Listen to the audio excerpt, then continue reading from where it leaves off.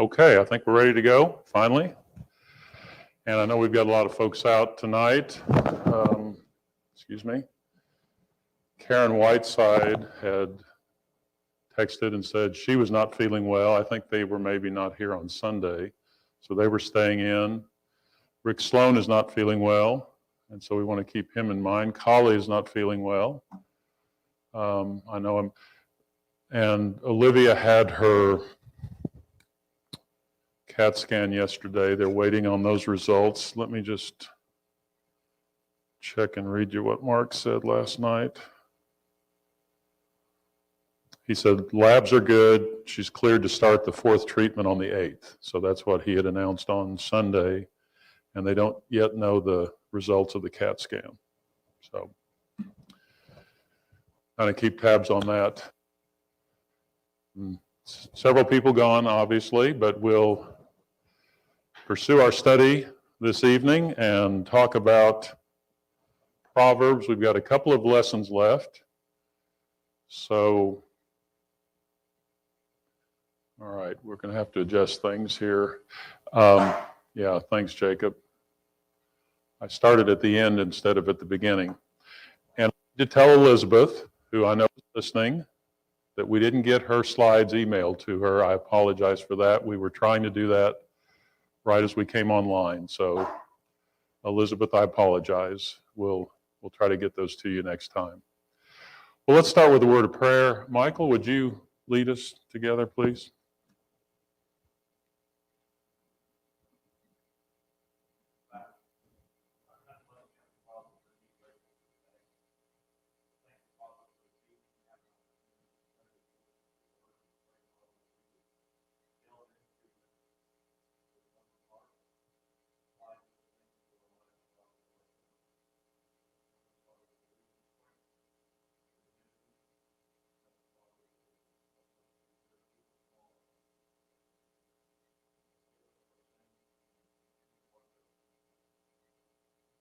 Amen. Thank you. Well, this evening we're going to look at a sort of trio of things: idleness, drunkenness, and gluttony. And the Proverbs talk about all three of those things, and not surprisingly, probably, they have things in common. So we're going to look at how the Proverbs approach those habits, I guess we might call them. And our lesson had these three grouped together under letter A and some common problems that are a part of each of these. So we'll look at each one of these and see what they do have in common, number 4. And then we'll go to the other side and say, well, what's the proper use of these things? And what do we need to do in order to facilitate that? So as we draw to a close, let me go back to that one. Next time we will look at the limitations of wisdom, and we've talked a little bit about in this quarter and preaching about the wisdom literature and how some of the books have to do with the fact that, yeah, we've got a lot of wisdom that's revealed to us, but not all of the solutions are readily available to us. And Proverbs has a section in there about that sort of thing. So we'll be looking at that next time. But as we think about the Proverbs in general, what we've been saying all along is that this wisdom is intended to do what for us? What's the idea of wisdom helping us? Just, you know, what part does wisdom play in our lives? As we think about the Old Testament revelation, what was it intended to do? Was it intended to solve every problem that came along? Was it intended to make somebody wealthy and successful? I mean, what's the point of this? Okay, guide you through your life, Michael? Okay. All right. So we talk about a life well lived in all of its attributes, in all of its different ways. And we've talked about the concepts of life and death, for instance, and how that's not just talking about physical life or physical death, but it's talking about all aspects of life and how we can enhance the life that God has given us here upon the earth. And of course, as we know from the New Testament standpoint, yes, it leads to an eternal life that is beyond this earth. But that's what the Proverbs are centered on. And one other point we might make as we start looking at these different descriptions, what have we said about the descriptions of the wise and foolish that might help us as we go through this? Are there two categories of people that exist, and you can automatically spot somebody as being wise or foolish? Doesn't work that way, does it? How does it work? How do we understand these principles as we read through them and it says the wise does this and the fool does that? How are we to take that ourselves and apply it? Not a trick question, but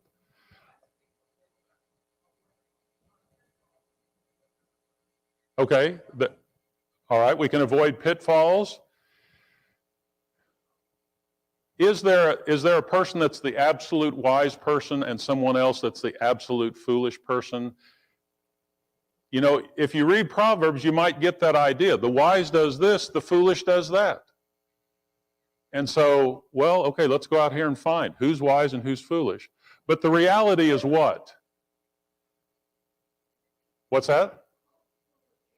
Okay, I think there's an element of truth in that. We're all fools occasionally, which suggests that there's a spectrum here between wise and foolish, and what are we doing in life? We're kind of moving along that spectrum, and one day we can be really wise and we can make some really good decisions, and the next day we can go over on this side and do something foolish. So, as I say, I think it'll apply to this lesson as well. You know, we talk about the sluggard. Okay. Are there sluggards? Yes. But can we all be sluggards in one way or the other on a given occasion when we don't want to really do something? Yeah. Yeah, we could be like that. So think of it from that standpoint, that these are attributes and they're presented sort of in this ideal way, one or the other.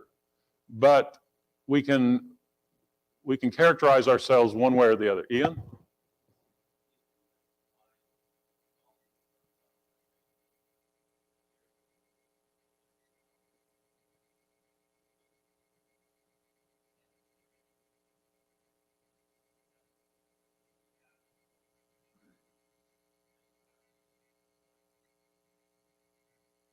Okay.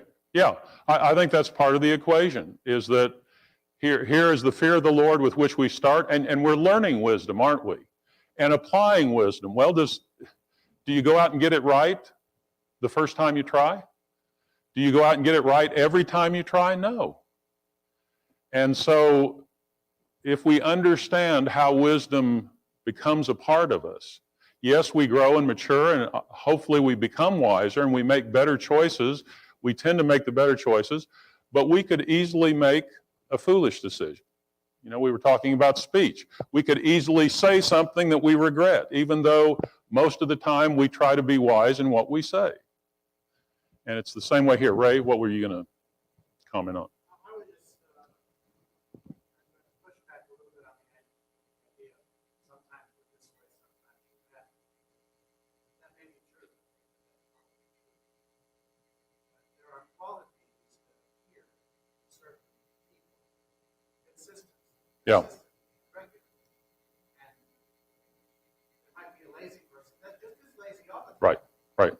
Or there might be someone who's given to wine or drunkenness, and that's a quality that's a characteristic of them. And the writer of this book is saying that person is foolish. Okay. So that's a great point. Ray makes the point that, you know, there is a lazy person. There is a person that's drunken that is affected by all this. So it may well epitomize a certain individual. And I guess my comments are to say, just because we may not fit all those descriptions in every category and we just say, oh, well, that's not me. Well, we could tend toward any of those if, you know, we happen to respond in the wrong way. So we'll see as we go along. I think that's true. I'm not sure though the Proverbs that are talking about that switching back and forth. Yeah. I think that the Proverbs are giving you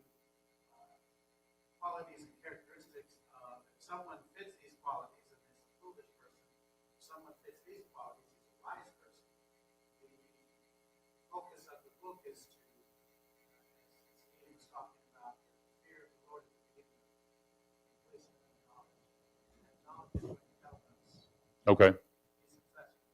All right. Okay. Point well taken. Well, let's look at the different aspects here and see what Solomon has to say about this.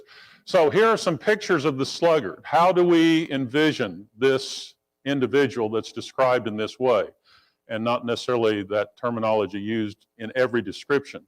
So 12:11, whoever works his land will have plenty of bread, but he who follows worthless pursuits lacks sense. So you might even question here, is this really talking about the sluggard? Because what's said about this individual in the second line?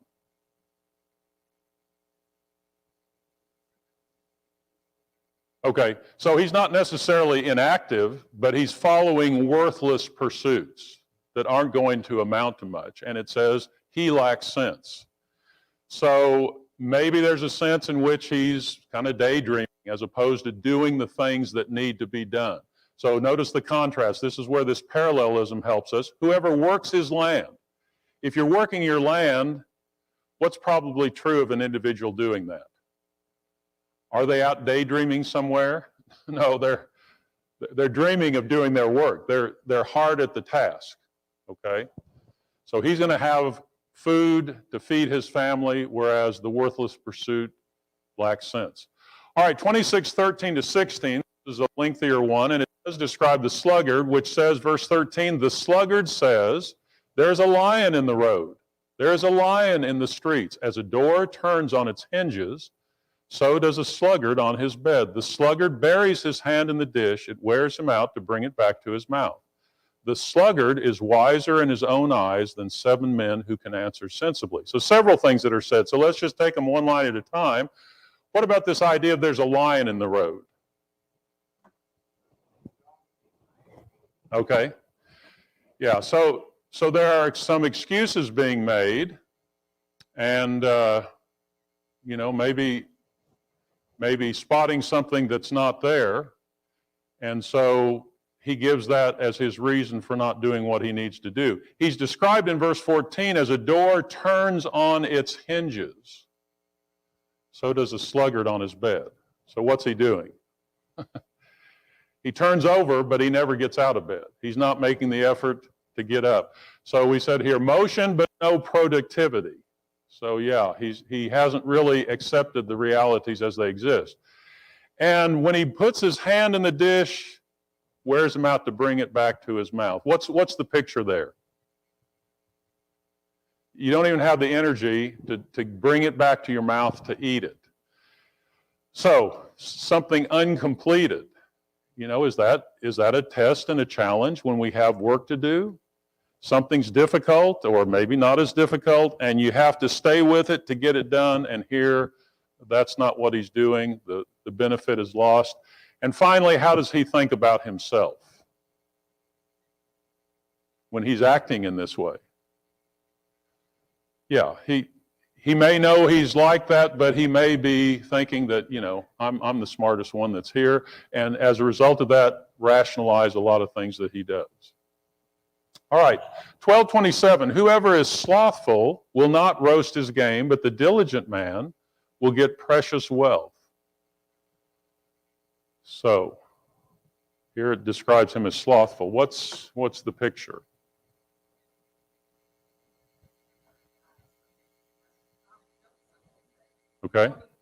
Okay. So it's a little bit like that, putting your hand in the dish but not bringing it back to your mouth. You go to the trouble of getting the game, but you're not going to go to the trouble of making the fire and cooking what it is that you've got. Whereas the diligent man, that's the contrast. He gets, it says, precious wealth. So he benefits from what he does. So maybe wasted resources and opportunities. So they present themselves, but he doesn't take advantage of them. We've seen this one before, like vinegar to the teeth and smoke to the eyes. So is the sluggard to those who send him. So the sending suggests what? He's being sent on some kind of errand. He's doing something for someone, and yet, what's the effect? Irritation. Yeah, annoyance. It's like vinegar, drinking vinegar, or smoke from the fire, it gets in your eyes. So he's not very dependable. And he really just ends up being more of an annoyance than anything. All right, so there are some descriptions of what the sluggard is guilty of and what he fails to do. Okay?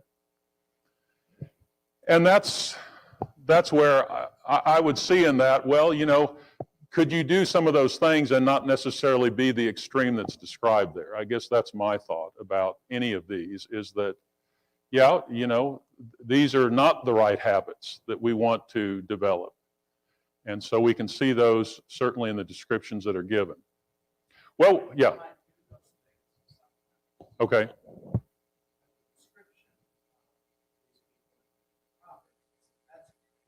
Yeah. Okay. Okay. All right. The sluggard side of the story. He doesn't plow in the autumn. He will seek at harvest and have nothing. Okay. So when you think of someone not plowing in the autumn, what does that conjure up? Yeah, it needs to be done. Yeah, that's when it is to be done, and if you don't do it, you're going to have problems as a result, affecting the harvest. So you can imagine the kinds of reasons why he's not doing it, and here might be a few. I can put that off until some other time. The sluggard says, "There's a lion outside, I shall be killed in the streets." We looked at this a moment ago. And so, you know, threats and dangers, the world is against me. And again, rationalizing, thinking that there's something in the way when there is not necessarily anything in the way. The way of a sluggard is like a hedge of thorns, but the path of the upright is a level highway. So the hedge of thorns gives us what sort of image? Okay. I mean, a hedge itself, you know, if you drive in England, in the UK, you can go down narrow roads that have hedges up on both sides. You can hardly see anything. But imagine walking down a path. There's a hedge there, in addition to which it's got thorns on it. That's what the proverb is saying about that's the way the sluggard approaches things. It's like there are problems everywhere that he looks. Life full of difficulties and complications. Okay, so he's got his reasoning for doing what he does, but when looked at objectively, the writer is saying, you know, that's a problem, and it affects his ability to have success in what he does. So some consequences: the soul of the sluggard craves and gets nothing, while the soul of the diligent is richly supplied. Okay? So think of trying to get what we need, what we want, what we would desire, and that's going to take some diligence. And the one who is diligent often receives what it is he's wanting to get, whereas the sluggard wants that, but he may not get it. Okay? The hand of the diligent will rule, while the slothful will be put to forced labor. What's the suggestion here?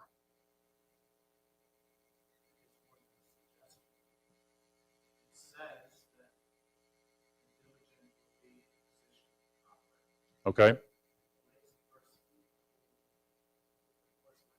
All right. Translate that to today. What does that proverb tell us? Does it tell us anything about ourselves, about our situations?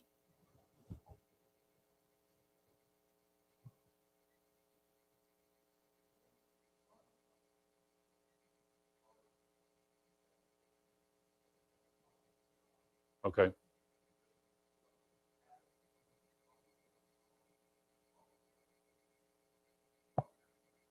Okay. And what tends to happen, you know, the suggestion here is that slothful person will really be in what kind of a position in the end? Rather than ruling and guiding, he's going to be doing what? He's going to be supervised by someone else, and he may not really appreciate that. So you think back to that time, it might have been forced labor. They were actually told, this is what you're to do, and somebody would be over them. But those are the two contrasts. And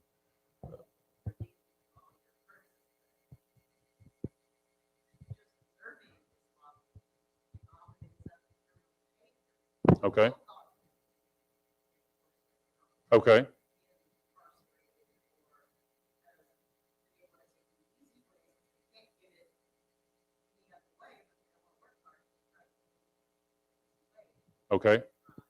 Could even be some dishonest means by which they tried to attain that.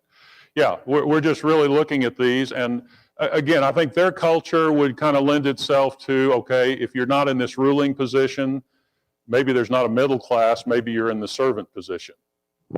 And so the forced labor is the idea there.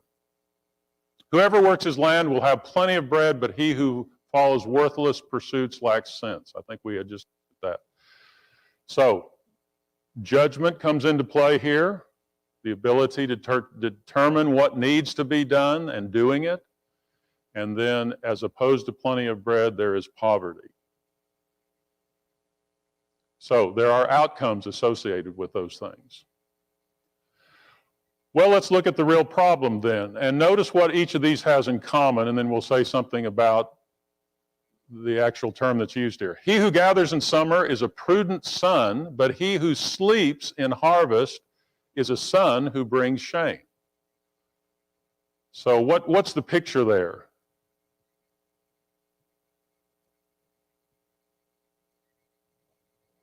Maybe like some of the parables Jesus told. You got two sons, and one's doing what? They're out working and doing what needs to be done. The other's, inactive. He's missing on the scene. And it actually says he's going to bring shame. All right, the second one, love not sleep, lest you come to poverty. Open your eyes, and you will have plenty of bread. So again, the idea of, sleep is inactivity. What forms might this lead to in our day and time? Besides just someone sleeping.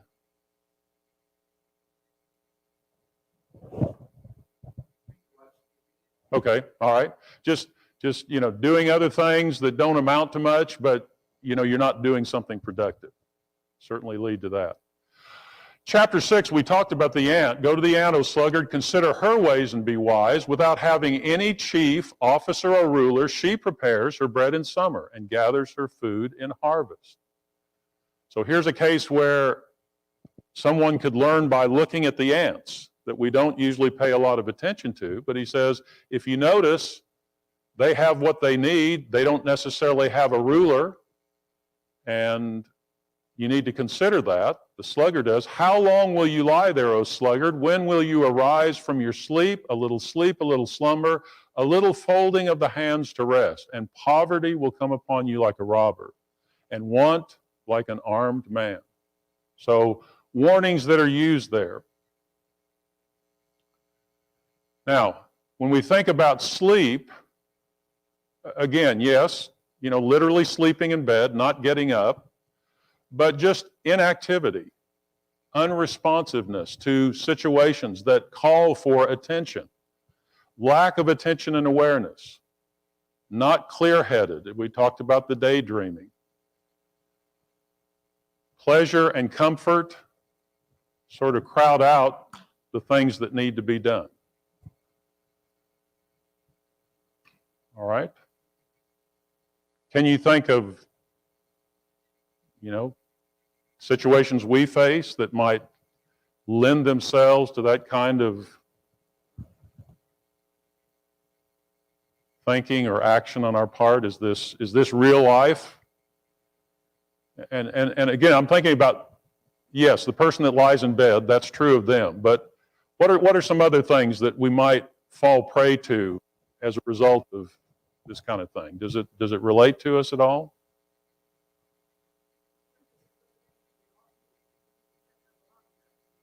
Okay, all right. So, in our culture, setting the alarm, and the alarm goes off, and you either get up or you don't. Now, you might roll over and get up 5 minutes later, 10 minutes later, 15 minutes later. But at some point, you've got to get up and address that. What usually happens when you get up, even though you don't feel like getting up?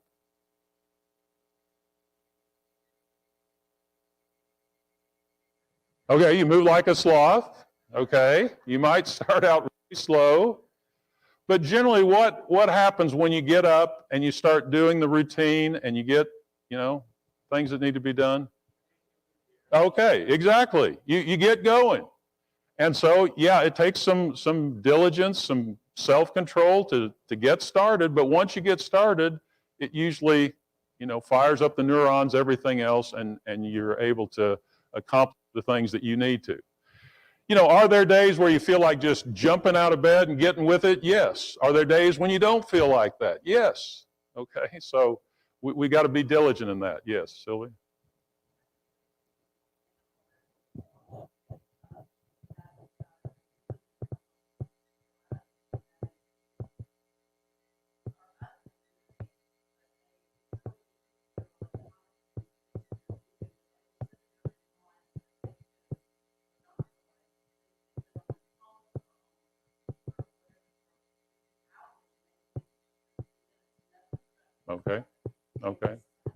Okay. So that's a great application when you think about, I was just thinking about, you get up, you turn on the news. And so you sit there, you check your tablet or you check the newspaper. Yeah, and you can waste a lot of time doing that kind of stuff, can't you? Now, is it wrong to look at the newspaper? No. But there's a balance there, isn't there? And we can fall prey to spending a lot of time doing things that really don't amount to as much as what we need to do. So,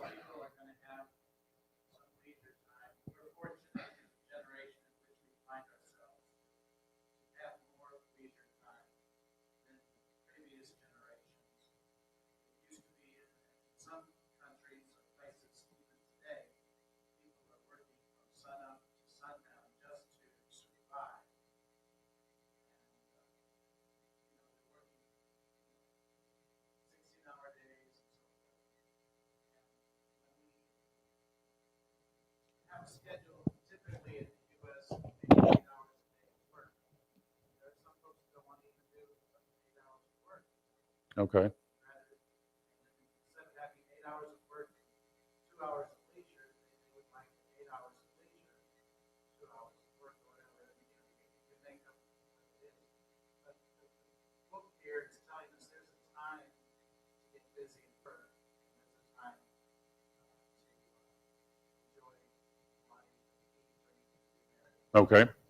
All right. So, again, kind of translating a little of this into our own culture and some of the things we face. So, whereas we were saying, well, if he doesn't get to work, he's not going to eat. A lot of people today may not work much and eat anyway. So that may not be as much of a problem as the fact that, we need to get things done productively. I was thinking as you're just describing all that, my grandfather, farmed sun up to sundown. That's kind of how it worked. And, we've changed that. Our work days are shorter in comparison to that. They can be longer, obviously, but okay, good thoughts. Let's look at a second set here. So here is the man that's passing by the field of the sluggard, by the vineyard of a man lacking sense, and behold, it was all overgrown with thorns. The ground was covered with nettles, and its stone wall was broken down. So what's the picture here? Not maintaining things. Then I saw and considered it. I looked and received instruction, a little sleep, a little slumber, a little folding the hands to rest, and poverty will come upon you like a robber. So we read that a moment ago. Okay, so again, the idea of judgment and being productive. Whoever is slack in his work is a brother to him who destroys. So, the lacking sense, not having the vision to say, okay, there are things that need to get done. And if I don't do them now, then it's going to affect us down the line. Isn't that what always happens? You put something off, and then suddenly that needs to be done, and it hasn't been done. Some people were really busy and worked a lot less time to get in trouble. Yeah.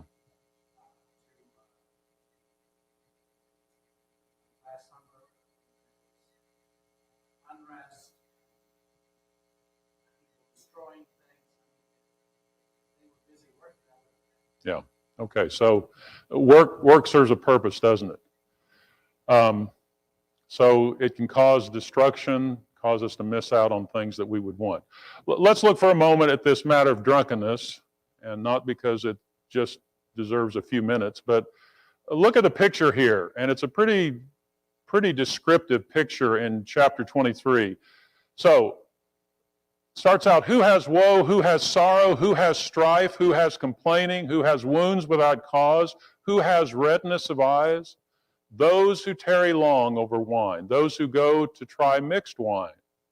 Do not look at wine when it is red, when it sparkles in the cup and goes down smoothly. In the end, it bites like a serpent and stings like an adder. Your eyes will see strange things, and your heart utter perverse things. You will be like one who lies down in the midst of the sea, like one who lies on the top of a mast.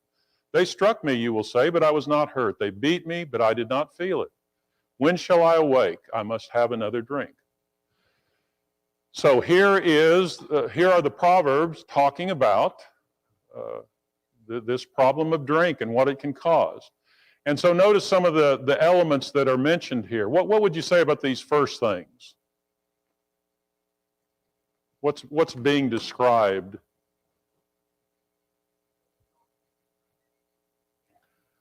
Okay, they can be the result of drinking. They can also be the motivation for doing it. You know, who has woe, who has sorrow? So I need some kind of outlet. I need to find some kind of release from these things. And then the idea of tarrying long over wine. Yeah, okay. Okay.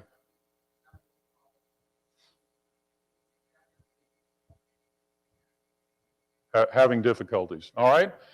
The second section there, what's the warning here? Or what's the appeal?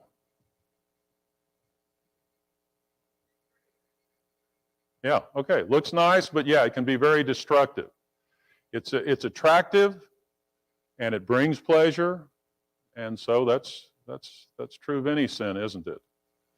Verse 33, your eyes will see strange things. So what happens? What's he describing there? Starts to have its effect, doesn't it? And alters our mind and our ability to think and reason. Clouds our perception and judgment. They struck me, you'll say, but I was not hurt. So what's the effect of some of that he describes? Yeah, you don't feel as much pain. Collateral consequences. When shall I awake? I must have another drink.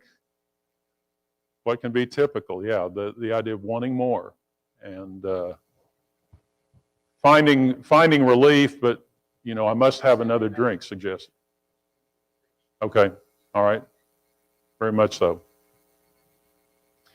Some consequences. Whoever loves pleasure will be a poor man. He who loves wine and oil will not be rich. So you might consume your resources on something like this. And then the mother talking to her son, it is not for kings, O Lemuel, it is not for kings to drink wine or for rulers to take strong drink, lest they drink and forget what has been decreed and pervert the rights of all the afflicted. So what is she particularly counseling her son concerning? Apparently a king, and what is she warning him about? Okay. All right, so somebody in a position of influence and power, and people are relying upon them. When they are addicted to or reliant upon the drink, then they don't rule as they could otherwise do. Forget what has been decreed, pervert the rights of the afflicted, even corrupt judgment, and be harmful to others. Okay, let's look at gluttony. We've got a few minutes here. If we don't finish, we'll finish up next time. And I do want to get through number 4 if we can. So, be not among drunkards or among gluttonous eaters of meat, for the drunkard and the glutton will come to poverty, and slumber will clothe them with rags. So you almost see all three of those things together there, but we're talking about those who are gluttonous. The idea of poverty, again, using resources. When you sit down with a ruler, look at 23, 1-3. Observe carefully what is before you and put a knife to your throat if you are given to appetite. Now, what's he talking about here? Put a knife to your throat? Do not desire his delicacies, for they are deceptive food. So here's the situation, I think. Here is someone, maybe, a common man that gets invited to eat and dine with a ruler. Big occasion. What can happen in that situation? You get invited to the White House. I haven't been to the White House, but I can imagine that would be a big deal. And all of the finery that would be there and the lavishness of the meal. What could be strings attached to it? Okay, that might be part of what's going on.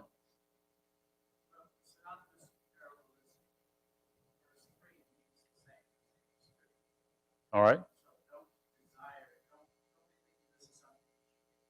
Okay. It might make you start wanting that. So he's saying put a knife to your throat. I don't think he's saying literally, do that, but he's saying take care about what it is you're experiencing. Yes, it might be very enjoyable, but don't get caught thinking, okay, that's what I want to have, and that's what spells success. Okay, so can do all those things. Do not eat the bread of a man who is stingy. Do not desire his delicacies, for he is like one who is inwardly calculating. Eat and drink, he says to you, but his heart is not with you. You will vomit up the morsels that you have eaten and waste your pleasant words. All right? So maybe the emphasis here on desiring the delicacies, and again, values that are not necessarily the best for us. If you found honey, eat only enough for you, lest you have your fill of it and vomit it. Well, what's the tendency to do when you find something that you really like? Okay. What does your grandson do?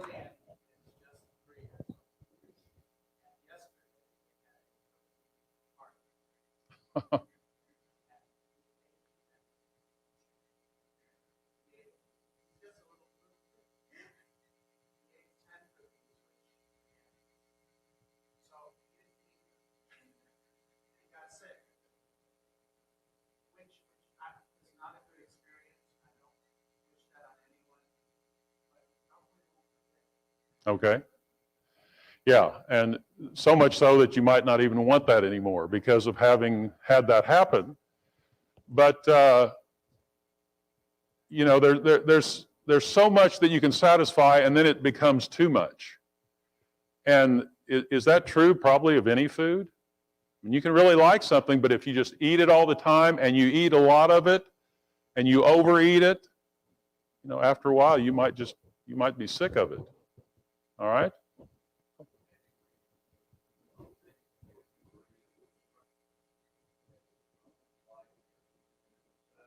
Okay.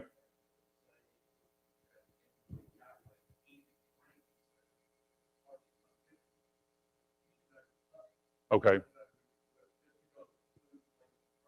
Okay. Okay. And he seems to be using that toward his end, but you be careful because, that may lead you in the way you don't want to go. Okay, we are out of time, so there is a common problem to all these. If you have your lesson sheet or if you go on the website and get the lesson sheet, let's start next time by looking at what all of these have in common and some principles. And then when we look at the other side, okay, what are some positive things we can do to avoid some of the problems that we've described this evening? All right, appreciate the comments tonight, and we will finish up then next time. Thank you.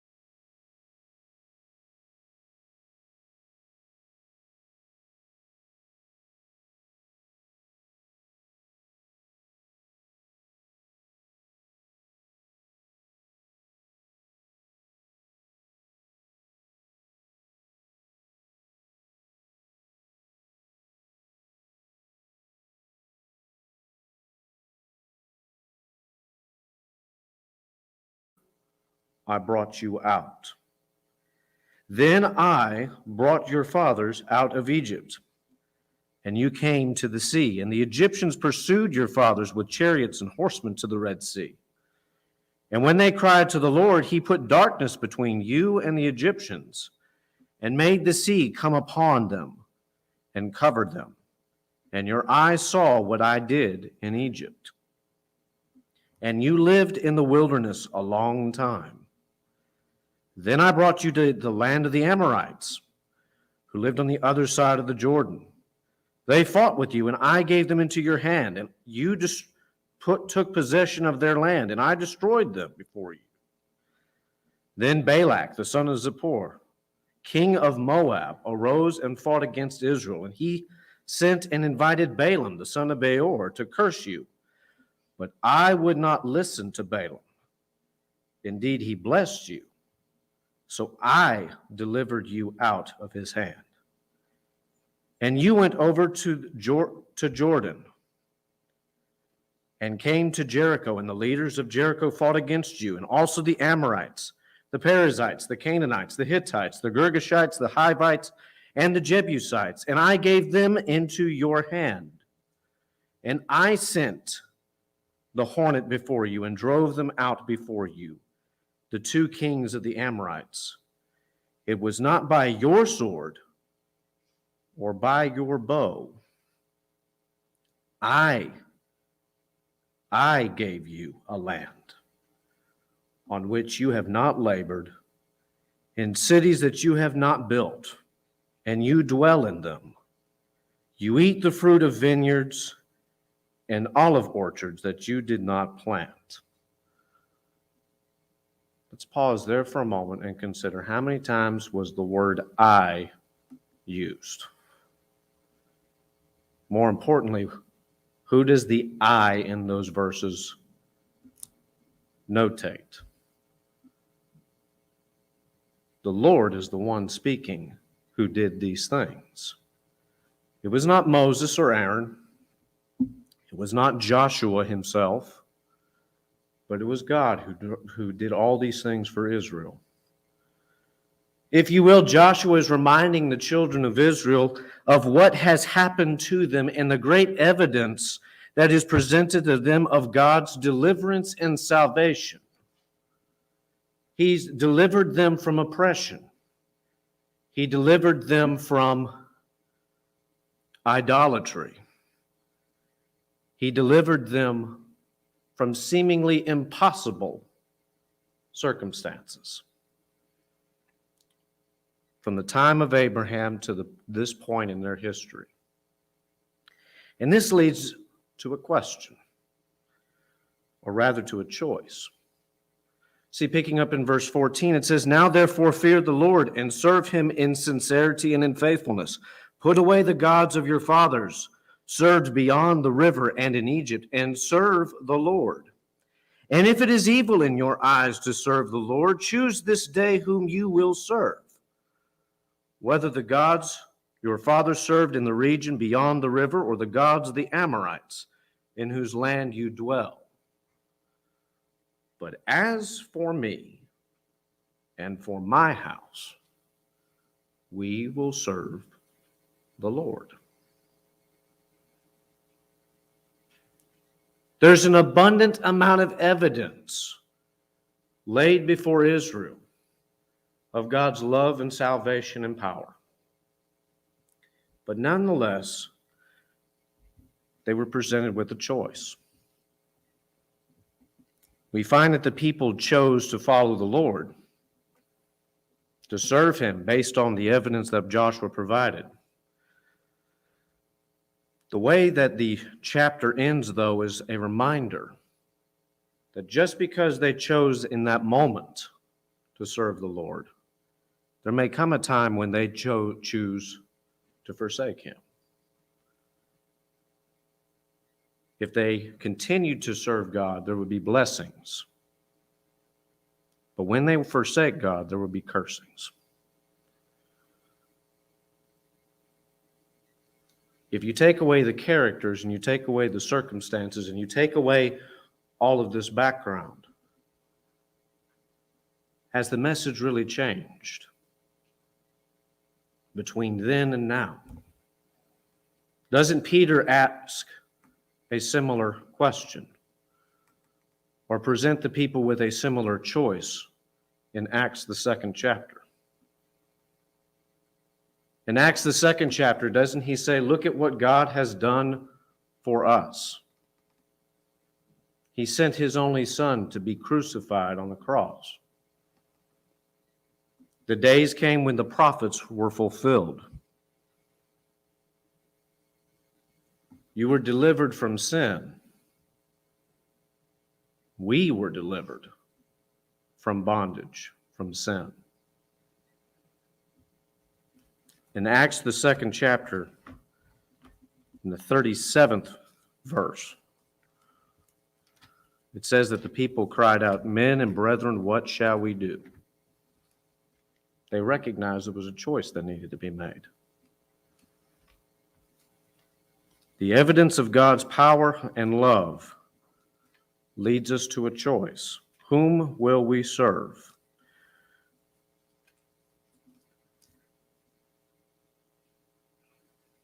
Tonight, if we have examined ourselves and we have looked at the choices in our own lives, and we have determined that we have not been serving the Lord as we ought to,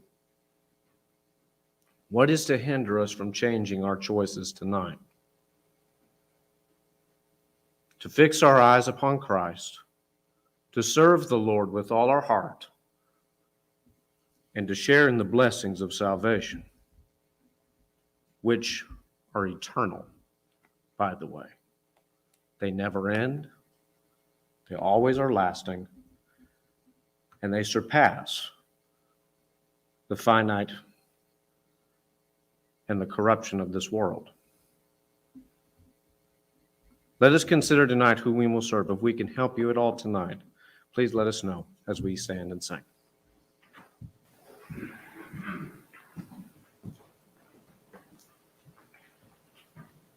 We'll sing the first and last verses. The great physician now is near, the sympathizing Jesus. He speaks the drooping heart to cheer. Oh, hear the voice of Jesus. Sweetest note in seraph's song, sweetest name on mortal tongue, sweetest carol ever sung. Jesus, blessed Jesus. And when that bright world above we rise to see our Jesus, we'll sing around the throne of love His name, the name of Jesus. Sweetest note in seraph's song, sweetest name on mortal tongue, sweetest carol ever sung. Jesus, blessed Jesus.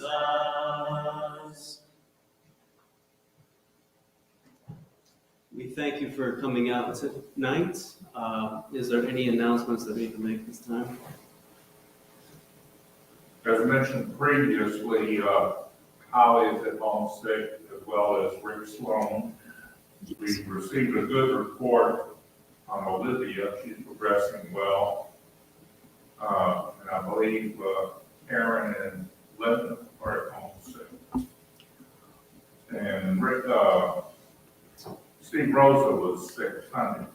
So those are the only ones I know that added to the sick list. Okay. And then we've got everybody else that's not here tonight traveling. So let's be mindful of all those that are away from us at this time. Right. Anything else? All right. Let's stay safe through the holidays, and we'll now be dismissed.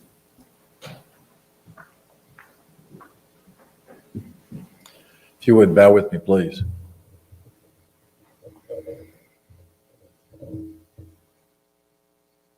Our Father who art in heaven, hallowed be thy name. We come before thy throne of grace, Father, this hour, asking you to be with us, asking you to love us as you have and ask you to go with us to our homes and protect us. Father, there are many that are not here this evening. Some are not here because of sickness. We ask that you would heal them. Thank you, Father, for the prayers that have been answered already. Thank you for the measure of health that has been granted to those who have been sick. We ask, Father, that you would tenderly hold them in the palm of your hand and that you would continue to heal them as you have. We also pray, Father, for those that will be traveling, those that are away from us. Bring them back safely to us. Help us, Father, to remember the words that were spoken this evening. Help us to apply wisdom to our hearts. Help us to understand, Father, that wisdom originates with your word, with you. We need to draw nigh to you, that you will draw nigh unto us. We ask, Father, for your forgiveness, your love, your consideration in our lives.